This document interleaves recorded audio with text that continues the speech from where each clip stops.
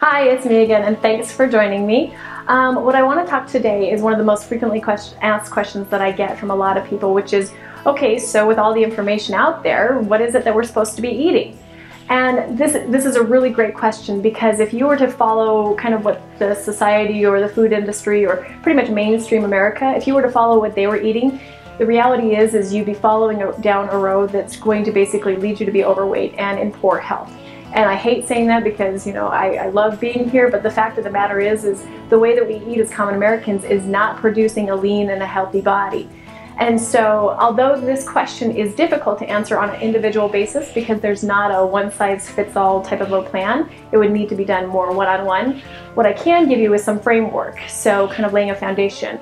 Like, say for example, we were all taught, well, up until recently, the old diagram of the food pyramid where, you know, you have carbohydrates on the very, very bottom making up, you know, a large portion of your diet versus, you know, meats, and I think they put in fruits and vegetables next, and then they put lean meats and dairy, and then oils and sweets and so on and so forth.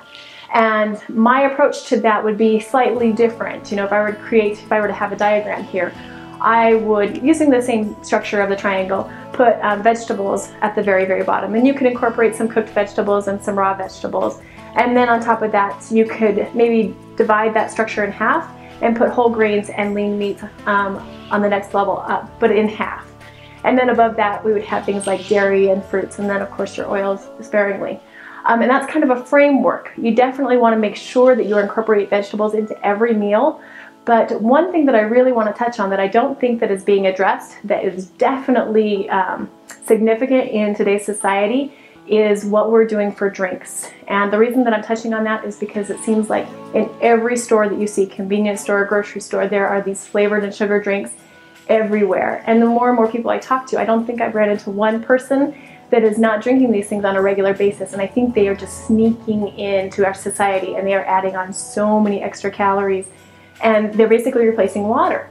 One of the things that I always tell every single client that I run into is that they've got to, you know, at least start minimizing the amount of these drinks that they're consuming and putting in water.